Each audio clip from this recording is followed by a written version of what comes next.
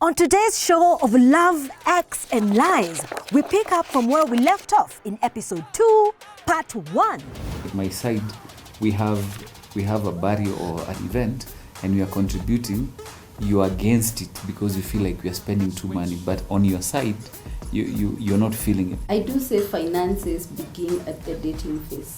Yes, because by the time I'm opening up to a man about what I'm earning, it's because there's so much trust, there's so much commitment to it. Our guests Amos Ngahu and Judy Sheila Mugo continue to give us insights on the importance of money conversations in relationships.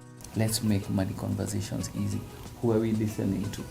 Let's be very careful who we are listening to. Until a man and a woman come together for a common purpose, then you'll forever be in a rat race. Different types of money personalities. Spender, I would never advise. One thing that I've learned with my little years of living, when we're dating, one person has to be a spender and the other person a minimal spender. If you're both spenders, then you're going down. If the domineering personality for you is a hoarder, and you feel like I'm giving everything to my relatives, that's when now we say it is an advantage if I'm a spender to have a hoarder. So that works in very well. The challenge will come in if we are both spenders like she shared, because we don't have boundaries. And how to go about it. Again, don't be too attached to property. You're not going out of this world with it anyway. Let's stop being emotional about some of these things and be very objective. Welcome to part 2 of episode 2. So if I let you in on what I earn, Amos, if you let me in on what you earn, is there something I'm losing? Is there something you're losing? Because African men have that thing, and I'm sorry for making it a blanket statement, but most African men have a challenge when it comes to being open about finances with their wives or with their significant others. Is it an ego thing? Nisipokuambia niko na shamba mahali Diani. Like I said, it's an issue of culture. Yes. You realize that when our great-grandfathers had multiple wives, his house used to be in a place where I come from, where he would see the gate and he had houses on this side and houses on this side. And some of these cultures, today they are very useless because they would sire children with their wives, but this person would see his child when the child is walking. You get? So some of these cultures, we need to start evaluating them and saying how useful are they. You remember, women would not inherit property. You know that. Yeah. So nowadays they do it. So we have to know that it's an advancing culture, and for us, we are in a place whereby these are hard economic times. You realize that very few men are solely providing. Now women have come in. Correct. You guys are empowered and they're in senior positions. And one of the things I can challenge and I can tell men is, let's not kill the dreams of our women, of our children, in our pursuit for vision. You mentioned a tycoon, and this has been the story all over. A lot of tycoons have focused so much on what they will leave behind. Okay, so they are leaving behind fruits instead of leaving behind seeds, where the kids can pick up and plant. You understand? And you see, when you're leaving fruits, people will scramble for whatever is there to eat. And that is where you'll find every tycoon who dies, very few. The legacy dies when they die. And there are so many court cases. I've only heard of one that was ended amicably, which was the late Bob Collymore. Amicably settled. Most of them now are fighting in courts. There are court battles. Maram now, so and so son. And now you're losing even more, to a point where we had someone's child could not access medical care, or grandchild, because this person did not do that. So one of the things that you realize is, in our pursuit for vision, you tell your wife, okay, you don't have to work, I'm providing. But you've not brought them on board. They've put aside their goals, their vision, what they want to do. Now they're in your business. Okay, so but now you've not taught them how to run the business. Same with your children. These guys will want you study hard and then you will try to run business. But then what happens? They never taught them. And that is why sometimes I like some of the culture that our Hindi brothers and sisters will do. In class 8, a child knows that an invoice is done like this. And they go to Yes. the business with their parents. Yes, communal. So, but now in our, this is a problem with sub-Saharan Africa. So you'll find the moment now I feel like I am doing this, because remember, when you're bringing this partner, I'm sure you're not daft. You know that you're bringing someone who has common sense. So Hopefully. they should be, yeah. So they should be some sort of sober conversation that I'm like, listen, in case I'm not here, my company has group life. It's this much, all right? So that by the time, in case you're gone, this person actually knows where to pick up from, or they're already part of the system. Now, what normally happens is that after this person is dead, that the growth of that wealth is dead. So there's no more addition, there's no more growth. So that's where now people are fighting for property. So I feel from the word go, we should be able to be having conversations of, okay, this is where I plan to take you as my family. So as much as we are here, I want to invest. So even for you, this is how you invest. Yes. The other thing is that you'll find now, this is the most interesting thing. I was going through some in confidence when you people are signing up for investments. So there's the issue of next of kin. 95 to 99% of men will write, if he's married, they will write their wives. Oh, they'll get the wife. Yes. She was gonna say mother. Yeah. What about the They children? will So you write plan their, that most of the times they will write their wives and their children as dependents. Oh, Okay. okay. Now, the same percentage of people, women who are signing up for policies, 95% will put their mothers. Wow, that's an interesting. You get my Wow. point? Now, the question is, you're here with your husband. Unless you have trust issues that he will remarry, even if he remarries. But ask yourself, who would you trust the most with your children? True. That's a very The father see, or the mother, yeah. Yeah, Your partner, you yeah. understand? Yeah. So let's stop being emotional about some of these things and be very objective. That even people who divorce and they never remarry. Ebu, say it again for the people who are watching. Ebu, let's be. Yeah, let's put our emotions. Yes. And let's be rational. Yeah. So one of the things that people need to understand is that, again, don't be too attached to property. You're not going Sure. out of this world with it anyway. Sure. And someone gave a story of 100 years from now, people will be living in houses we built, will be long forgotten. The Yeah, photos there of was you that that- were hanged in your yes, house will yes, be it thrown just away. disappear. People don't care. These are 100 years from now. Yeah. So also, because if we get attached to something, it becomes an area of contention. That's why you'll find fights are coming. But if I'm an open book and I tell you, hey, I want us in the next 2 years, we want to have our first home, but not to stay. We sell it to double our money. We do 2. We live in 1 so that we're having cash flow over and above our incomes. Okay. Once we start that conversation, even you'll have a drive to say, I've gotten an increment. If I've gotten an increment and my husband is struggling with a loan, can I tell them, can we get another one? We start another project, we repay the entire loan. You get how easy conversations are. Yes. But it must start from, let's make money conversations easy. Who are we listening to? Let's be very careful who we are listening to. Because if you're listening to your mother and I'm listening to my boys, that conversation can never end well. Yeah, but if what if you're listening to your mother? I'm listening to my mother. That's their thing. Yeah. That's their thing. So that's why I'm saying, I'm just saying the majority of men will listen to their boys. Boys. Okay. But majority of women will listen to. Their mother. So you are stuck in a chama that you outgrew 10 years ago because your mom is in a chama. You understand? Yeah. A chama that was meant to help you buy sufurias for your house. Yes. Yeah. Yeah? But now you've outgrown it. Convert it into a investment company and start doing these businesses. But until a man and a woman come together for a common purpose, that you'll forever be in a rat race. And that is why I'll challenge every relationship, anybody listening to me, Including yours? including mine. If you find yourself mark timing, yeah, you're not making progress, you're always having fights over it, I think it's time you change the conversation. Change who you're listening to. Subscribe to something. Because that's what we want to enter now. Yeah. Fighting in a relationship about money. So there's this thing we talked about earlier, about the money language, right? Watu wanasemanga kawaida opposites attract, right? So does that apply also when it comes to money language? So for instance, I'm a spender, you're a big saver. Does that merge? You're a spender, I'm a spender. Does it merge? Because me, I've dated a spender and I'm a spender. And Yes. and And you're reading my mind, because that is what even I was to pick up from Garu's point of view.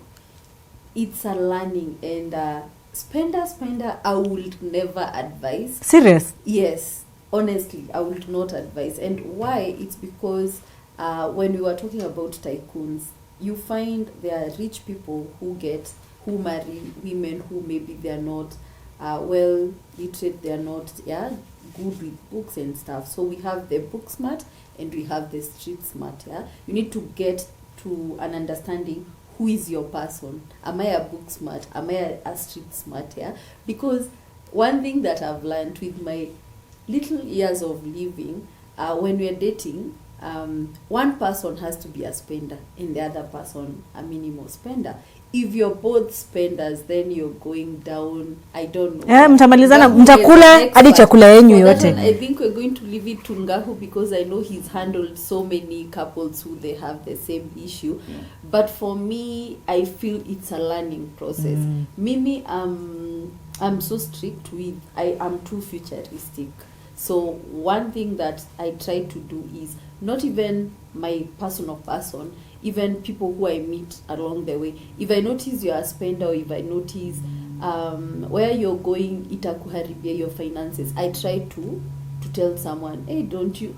I even have ways of doing it indirectly. I don't tell you that you're spending, but nakwambia, hey, bidhi unajua kuna kitu inaitwa money markets. Hey, bidhi, you know, when you save at a circle. But they have done it even for most of my colleagues, my friends, because two people who are spenders, please Ngahu, advise us. I don't know for such how... Are you dating a spender or are you dating a saver?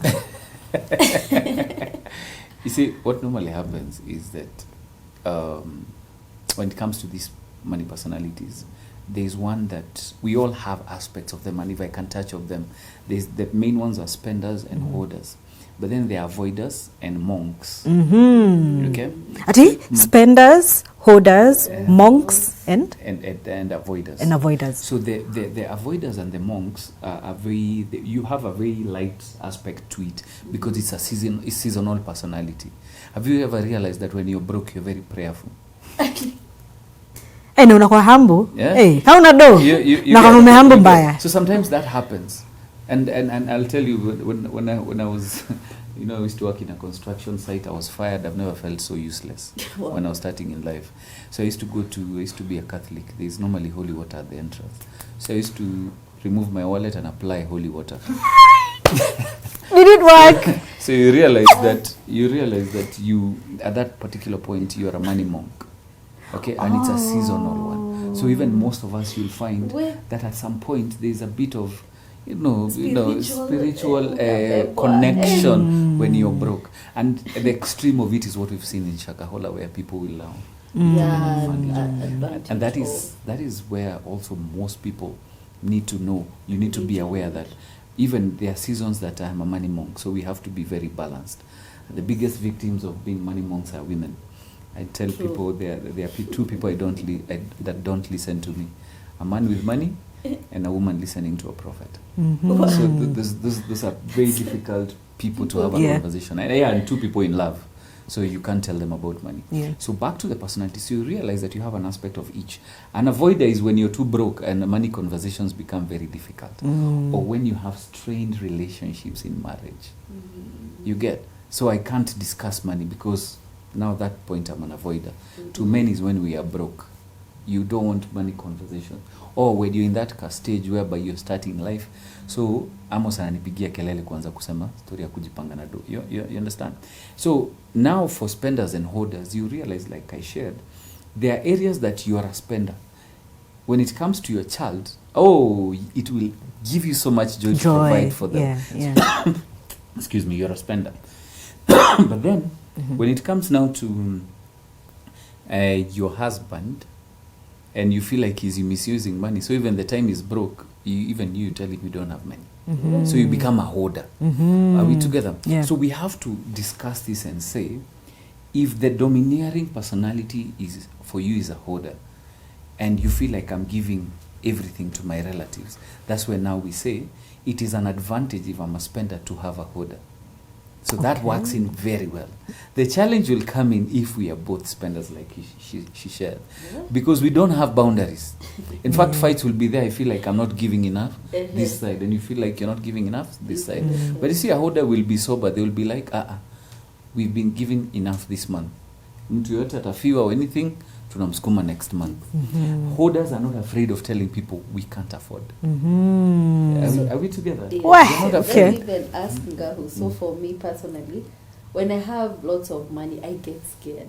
I tell people, if I win a jackpot today of maybe 10M, please may I win that jackpot. Amen. Nitaenda mahali kwa washroom ama akaroom nijifungie, and I cannot touch that money. Serious. Mimi nikipata pesa kama hiyo saa hii. Furaha. Everybody will know. My voice will be twice as loud and I'll be so happy. Anyway, I've just thought about it. Calm down. Yeah. Let me just act my bank account. Let me act. No, act your wage. Act my wage. Okay. Wow. Nice one. Good one. Nice one. That's a good one. Nice So one. for me, I don't know. I find it weird when I get money. In fact, when I get money, I feel I'm more confused than when I'm broke. So I don't know who I am. Yes. It's called financial trauma. Oh. There are traumas that people live with. If for instance, and it comes based on your experience or something you've seen, there are people today, if they have a feeling that they are broke, they will get sick. What? Because it's trauma from back then. If you've grown up from a poor, if you've grown up very poor, you've slept hungry, and such people, most of them, even if they're successful, they'll make very emotional purchases just to prove that they're not poor. Oh my gosh. So that's trauma. That's So a you also good have one. so you have to be very aware that I'm not afraid of money because probably I saw so and so making losses, or probably it's also trauma. I've never handled this kind of money. You know, so sometimes it can hit you. It has so many sources. Okay. There's no clinical study, but it is actually trauma because there's something that actually is And triggered. when you did explain it, now makes so much Yeah. sense. There's that scare of, where am I taking all this money? Yeah. Like we've seen people win lots of money, and then stories kwa news iliisha. So I think for me, I also, it's true, I have so much learnings from such people. I think I would call it a financial trauma too. Okay. So if you're a hoarder out there, I'm looking for you. You know, could do something together. I'm a spender. You're a holder.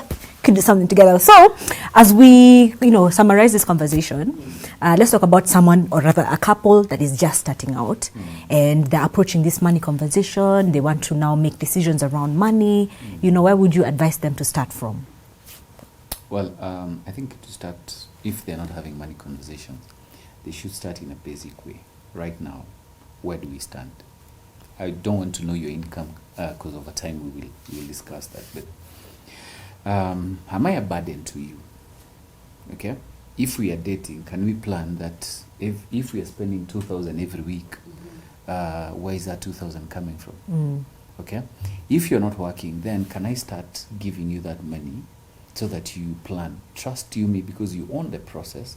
You'll now be thinking about us but if you don't know how much I make, I look like I'm making a lot of money, what will happen? If I treat you to a 500, you think I am mean. But it's because you don't know what is here. Yeah. I keep telling people, I used to be a Sunday school teacher, and one of the lessons we learned is that children are adults in small bodies. Children are adults in small bodies. Okay? Because they will make decisions. They will observe what you're doing. So this pastor used to take their nieces out, and she would spend a lot of money because they want to play games. But one time she decided to give them each equal amount of money, and she told them, once you're done, which was actually less than half of what she spends. So if you're done with that money, there's no more, we go home. Do you know those minions went negotiating and they came back with change? Why? Because they know there is tomorrow. Human beings have this, if it is owned by them, if it is yours, you tend to offer better care. Case in point, True. the same way you use tissue now that you're buying in your house is not the same way you used to use when you're in your mother's house. Nope. You get my point? Yeah, I'm a token. Exactly. Yeah. Now, if you're investing in, because women are very good in handling small projects, let her handle that one. By the time you're married 20 years, you will not be worried about her handling your estate. Okay. Because now you're working, and this is a man who would want to provide. For men who are challenged and the woman is also making money, let's have a conversation that I can only afford this. Let every man listen to me. Please repeat after me, I cannot afford. You will not die. Hawezi kufa, sema Yes, tu. okay? Yeah. And you see, now don't say that to a woman. Tell that to yourself. But when you're talking to a woman, ask her, how can we afford? Because we are meant to give hope. Even your children, don't tell them we can't afford. Tell them, ask them, can we afford? The moment you start that conversation, it becomes easy to handle small monies. It becomes easy to say, this is where we are going. Okay? And investing with a purpose for me is very important.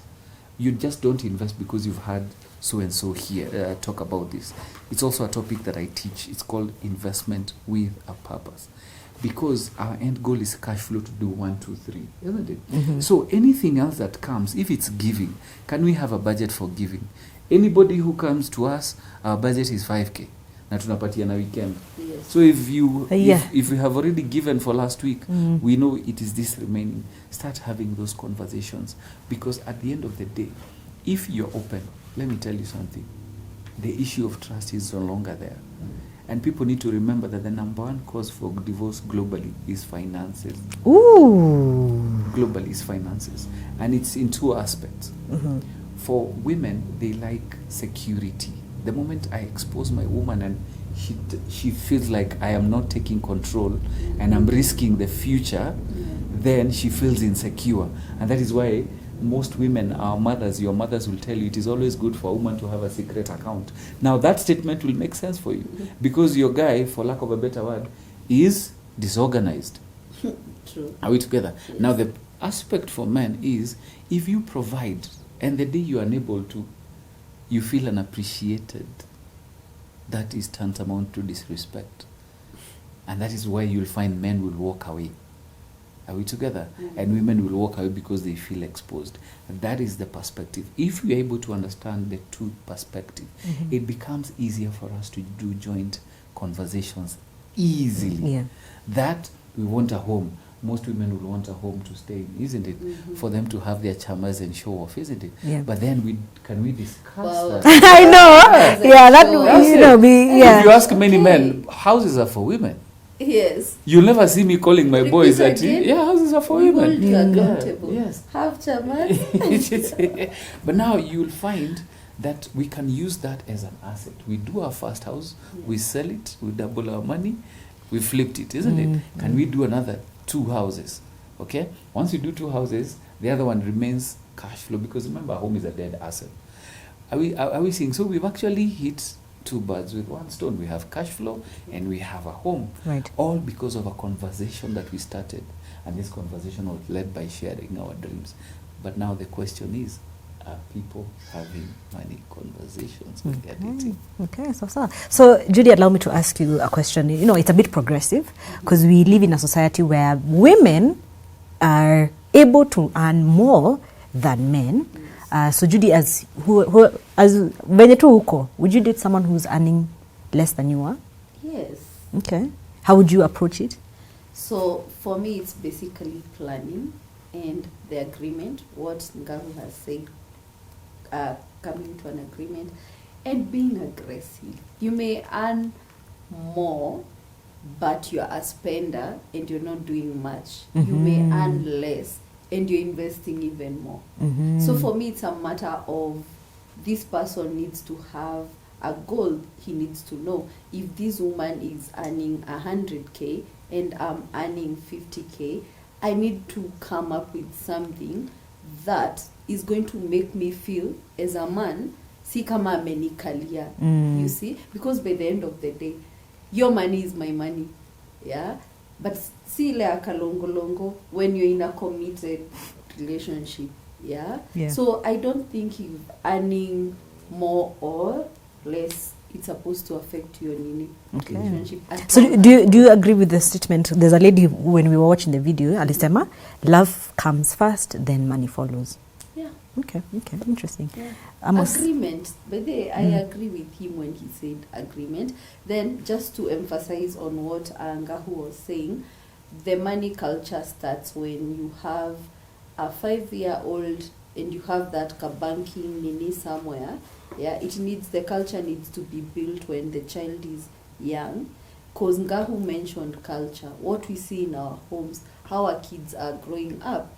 I know of someone, sitasema, but then I just know of someone. She also used to, when the daughter goes to her for money, anamwambia daddy. So, how she knew the mom is ever broke. You see, so it all starts home. Kabedhe ni ukweli, mamangu alikuwa anashinda, enda uambie baba yako. Enda uambie baba yake. So in my mind I'm like, ala, kwani mama nanga do? And you grow with it. But then you grow with it. So even parents out there, by the way, how we nurture our kids when it comes to money and stuff, it affects them in future. For sure. Okay. And then another conversation was about when Ngahu said you've lost your job. How do you come back? Because I think that's a conversation people don't think about. COVID came, most people are affected, women were the breadwinners. How did people come out of it? There are people who until now ata hawaja recover bado. Why I'm saying so, it's because I've seen scenarios. One thing I was taught by someone, a wise woman somewhere, ati mwanaume anafaa alipe nyumba, school fees. Hizo zingine hata tusifikirie, yeah?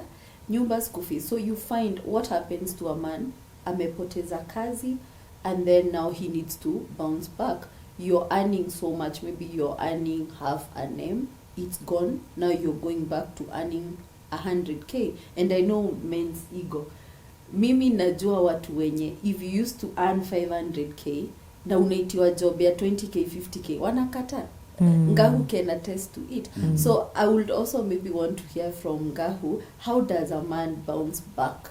You lost your job, your woman has been earning well, and he needs now to keep up. Because they see mchezo, and then you see men don't disclose their finances. Akifutwa kazi, utajua imagine after 6 months. Okay. Honestly, so what happens? Ameomba, haezi omba tena. Ameingia kwa shimo sasa. In fact, funny enough, ameomba nyumbani, the mom is not even getting it, what's happening. Ni kijana yangu, you know, by the time anasema disclose I lost my job, yeah, there's so much that has gone amiss. And then that mentality when Ngahu said there's that comfort of see my woman is paying, I don't need to. How does someone bounce back? I think I would want to pose that to Ngahu. You know, one of when I was setting up my business is I was asking myself, what foundation am I laying for my business, for my coaching? And I came to realize that most of us men have not been taught how to take losses. So we deal with it in denial. Okay? So I would rather, for the sake of protecting you guys, I don't want you to panic. Okay? And for the sole purpose, most women cannot take in the truth. And that is why sometimes I'll first of all take my time, I'll get another job. So every day I'm living with you and even dropping you at work, but I'm going to sit somewhere. Why? You understand? Yeah. So one of the things that we need to do is also learn how to take losses and learn. And that's why I was saying, be an open book. If I've gotten a warning, I'll tell you, you know what, kuna mtu anichomea job, nimepata warning ya kwanza, so I don't know what is happening. Or the company is winding up, so that slowly I'm preparing you. There's also now that it comes to the other side when the loss has happened. We need to be very careful because there's a difference between being complacent and being content. Being complacent and being content. Yes. I'll tell you what, one of the things that as I was setting up the foundation for my business is that I want people to be content in every situation. If you have a lot of money, you're content. You know how much is enough for you, you know what to invest. If you're also going through a season, because everything is a season, everybody has gone through a season. You can't tell me there are days you couldn't. There were days that you didn't go through a period of luck, isn't it? So even when you are in luck, you are content, but you are not complacent. Because most of the men now will happen because of denial. You're not open, so you will stick in a place. You know very well. Auctioneers are coming for the car. Now jamaa ametulia tu. Amenyamaza tu. You understand? Yes. And you don't know, having a conversation with your person can actually help you do something. Yeah. You understand? Yeah. So we cannot be complacent and say, I am resigning to fate. And this is a problem I have with so many young men. And you saw what the case of Joy being given a death sentence and Brian Chira dying. I feel like if you go back, these conditions would have been avoided. If this person did not make a bad decision of this one has gone to drinking and this one has gone to crime. Okay? I feel like they would have been avoided if this person sat down and said, I will not be complacent. I know I'm in a season. Okay? But can I start odd jobs? Even this shall pass. Are we together? And I remember even for my case, there was a time things were so bad, I was so broke. Biashara has come down, and that time my wife has now a better job and she's doing much better than I am. But then it bothered me that now she's stepping in with some of the bills. Until one day I went, took her mirror. You know, there's the mirror for the house and there's her mirror. So both of them, one of them is hers, the other one is for the both of you. So I took a marker pen and I was able to write. It's actually in my book. I put down and I asked myself, what is it that I can be able to do to make 500 bob a day? Okay? Yeah. I realized that I used to go on radios and come for such interviews and I'm not charging consultancy. So I said consultancy. I used to sell fire extinguishers. I wrote. I used to coach basketball. I wrote there. I used to, I could finish writing my book. I put it there. And I came up with 9 sources of income. Nice. And I said, I'm going to take up some of these bills slowly as I go up. And over time, because I was also in debt, in fact, I had hidden my car because I knew they would come for it. Yeah. Okay. Are we together? Yeah. But in a span of 3 months, I was able to clear my car loan. Because remember, Kidogo Ujaza Kibaba. is the same bank that gave me a till number.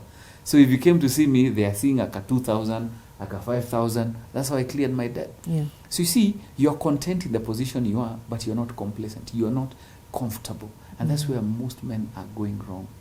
Because there's something called borrowed confidence. Is when you allow what you can do for people to define who you are. So the day you are unable to provide, you realize how ridiculously high the interest rate was, because it's borrowed confidence. So we need also to detach ourselves.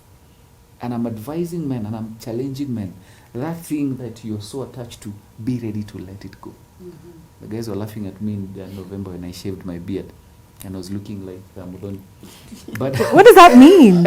Okay. But you get my point. We have to learn to let go, so that now you're able to see, I'm outside, I've lost everything. Okay, where do I start?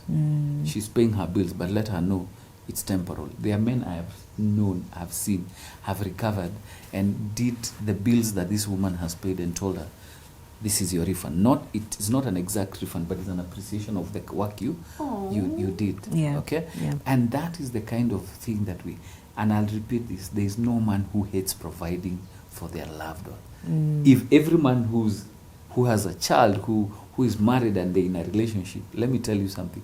If would give you the world, trust you me, you guys would actually have to look for another place to live, because I want to provide that for my family. Okay. So let there be trust, let there be openness, let there be conversations made easy. Let's create an environment where we are able to learn, because nobody has monopoly of ideas. Let's work together, because at the end of the day, even the Bible says, a cord of how many strands? 2 strands is better than 1. It's stronger. Where? I know you don't read the Bible, but Where usiseme hivyo. Ni uongo. I read the Bible. I wanted to also we've talked about what is happening in the current times. We know with the loss of Brian Chira, and also with who else did you mention? With Joey, yes. So what has also been happening is the director Trevor and Eve Mungai issue. So these are two people who invested in something with an asset. So it was a digital asset. But however, they ended up breaking up. And with this breaking up, ukaona mtu mwingine amechujwa, huyo mwingine ameendelea akapata hata madam ambaye anaitwa jina the same. I won't even go further into the details, but you know, something like that, as a, you know, we're in a relationship, hopefully we feel like we'll get married, so we invest in something together, in a joint investment, right? And then somewhere along the way, I don't feel the same way about you, you don't feel the same way about me. What happens to this investment? I normally believe that there should be a proper contract away from the relationship, that we are going into a partnership, we are 50-50, and there should be a way of resolving it legally, so that... Resolving or dissolving? Dissolving and resolving. If we have issues, we can resolve. If we are dissolving, we agree early enough as we start. However, this is not law. This is something that is for your own good. I keep telling people, do not get attached. The question is, if today... Wait, do not get attached? Do not get attached. To? To property. Oh! You get, hey, okay. Get attached to the person. Okay. And even that person, at some point, they will leave. People leave you for various reasons. Yes. People die. Yeah. Right? People get tired of you. Your child will grow. And they will leave you. Are we together? Yeah. So let's learn to take care of ourselves. And the best way to learn to take care of yourself, I keep telling people, if today you took everything from me and left me with a t-shirt and a vest and a short in town, as long as I have what is between my 2 ears, I will rebuild. Because guess what? I have not inherited anything from my father. Everything that I have, I've built through the talents and giftings that I have. And you're also beautiful, so you could also give it, could also say that. So, yeah. But what I'm trying to say is that you have to learn to let go. That your destiny is not controlled by someone. Because now what will happen? If they start fighting, what is happening? Who are the people benefiting? The lawyers. Isn't it? They will start benefiting from these things. So me, I tell people, and I keep telling people, the moment you see it's a property in, and this is a fight coming up, let go. Okay. Let go. Okay. Judy, on that note, what would you add on to that I would say situation? With even the revised laws, we've been seeing it's been a whole conversation. Yeah, I think it's the conversation of how do you differentiate now you're a couple and business. Those are two different conversations, yeah. And they are small businesses, like a kiosk, but they're huge businesses. Those are investments. We need to have a proper agreement on, do I have shares? And then something key, are we even married? Let's start there. Because you see, marriage comes with will. I have a will, I have shares, 80% goes to my wife, 50% goes to who you get here. We're still on the dating phase. Yes, there's commitment because maybe I'm your fiancé, next year tunaoana. We have an investment for maybe 10M. Yeah, but you see, there's no paperwork to show that we are married. So we need to differentiate. I'm dating you, but we have a business. Things happen. Yes. Okay. Because we've also seen how our families come in. We have an investment, you lose your husband and your family is there. So we have to have those contracts and agreements. Again, I'm investing as your girlfriend, we're investing together. Family can come na iamue kukufukuza. So I think it's a point of differentiating the dating side and those huge investments that need contracts, because they do need contracts. Right. In fact, there's no any other contract. Those two were in business. Yeah. So there's no contract called a relationship. Yeah. And that's it's why either marriage said or business. Yeah? He said we need to be clear. What type of relationship is it? Are we just dating? Because you see, there's that dating maker for 5 years. You're still dating, yeah? Na mmejenga so much. Let's stay woke. Because we need to also stay away from the traditional way of living. There's lots of mistrust. We're in a modern world. People are changing. Amesema maboys wana ku-influence hapa. let's just stay woke, especially when you're coming into a business investment with someone who you're dating. Right, awesome. On that note, ladies and gentlemen, we'd like to invite your thoughts, your comments, cheza in the comment section, manzi. If you have something to add on to this conversation, we'd appreciate if you left us a comment, a like, and don't forget to subscribe. Hey, wacha ni shout out my makeup artist, mnaonaje hii luku? Mnaionaje? Hair and makeup by the Bush Tailor, and of course this beautiful dress and the skirt was given to us by Monique's Empire. So on that note, guys, mnapatikana wapi? Instagram, pen any handles? Yeah, okay. I personally M-Pesa number. No, I actually am the one who deals with my own DMs at Money Clinic because of their confidential nature. So if you have questions, just follow me on Instagram, Money Clinic KE, and that's where I respond to the DMs. On LinkedIn, it's still Amos Ngahu. TikTok, Money Gossip. Yeah. And If you guys don't follow him on TikTok, by the way, you're a big deal on TikTok. Yeah. Money Gossip. Money Yeah. Gossip. And above all, let's not just count our money as couples and people in relationships. Let's make it count. All right, Judy, watu nakupata wapi? For any professional consultation, find me on LinkedIn, Judy Sheila Nyambura Mugo. Thank you. All right, so we've had a very wholesome conversation. We appreciate if you could share this video with everyone or a couple that you know that should also learn about this. So ladies and gentlemen, thank you very much for being with us. That is all the time that we had. Peace.